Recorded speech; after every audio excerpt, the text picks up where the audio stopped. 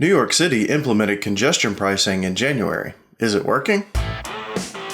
You're watching CCJ's 1044, a weekly webisode that brings you the latest trucking industry news and updates from the editors of CCJ. Don't forget to subscribe and hit the bell for notifications so you'll never miss an installment of 1044.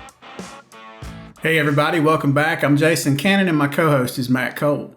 New York City at the beginning of this year implemented a congestion pricing program that charges a toll that varies by time and date and vehicle size. That's for entering Manhattan below 60th Street, which is essentially just south of Central Park. The program has been under fire from the trucking industry since it was first proposed, and the Trump administration is currently battling with the state to end the program. Despite the challenges, though, is the program doing what it's designed to do and cutting down on congestion? I think there's a number of cities around the world now have introduced some kind of controlled zones with congestion pricing, etc. And typically it's designed, I guess, to encourage less people to drive into the city. Hence, there's a charge now to pay to do such thing. Obviously, the goal is to reduce the number of vehicles, which will hopefully improve quality of life, clean up the air, etc. if you've got less cars driving in the city. TomTom's data looking at January and February 2024 before congestion pricing and January and February 2025 after congestion pricing showed a notable improvement in congestion.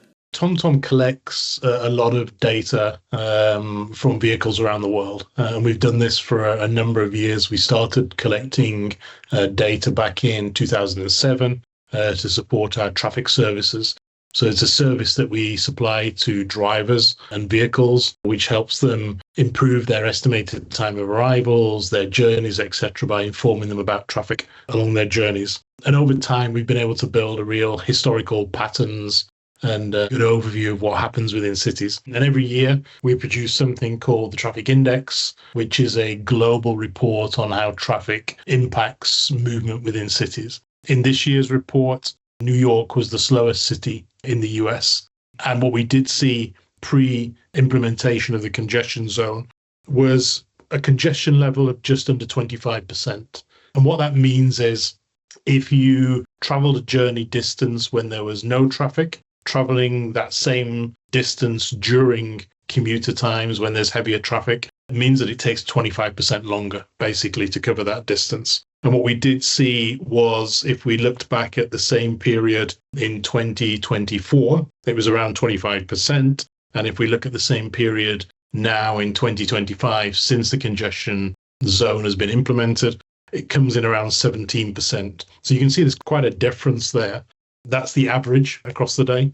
In the evening peak, it's slightly higher. It used to be 43%, and that's now dropped down to around 30%.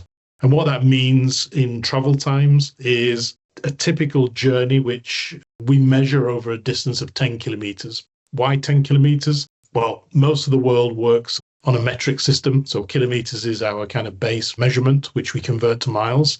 And what that meant is to cover those 10 kilometers or 6 point something miles took around 39 minutes, something like that. And we could drop that down to around 34 minutes. So for every section of travel for those 10 kilometers, you were saving around about 5 minutes every time, which maybe doesn't sound a lot to people, but when you add that up over the course of a year, of a month, a week, etc., it can really save companies and individual drivers quite a lot of time behind the wheel.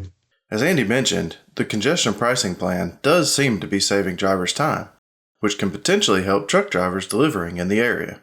I think obviously, I think it will impact different people in a very, very different ways. So for pedestrians, for cyclists, maybe they think it's a big benefit, having less cars, less heavy vehicles to share the road with.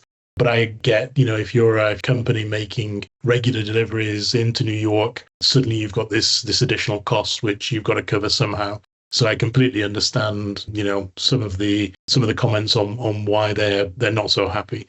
What I would say is, if it does the job that it's designed to do, which I guess is reducing the number of cars on a daily basis within the city, then it should make life a little bit easier because they should be able to make those deliveries quicker. The other thing to look at is by using data such as, what TomTom creates and provides, is you can further optimize those journeys as well. So making sure that knowing where the traffic congestion is, even with the zone now implemented, you're still going to see congestion within the city. It's not going to take it away completely.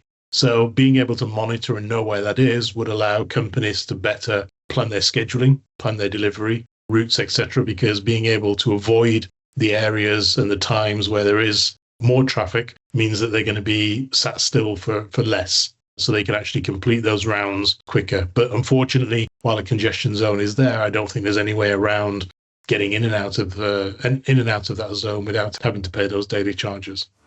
That's it for this week's 1044. You can read more on ccjdigital.com. While you're there, sign up for our newsletter and stay up to date on the latest in trucking industry news and trends.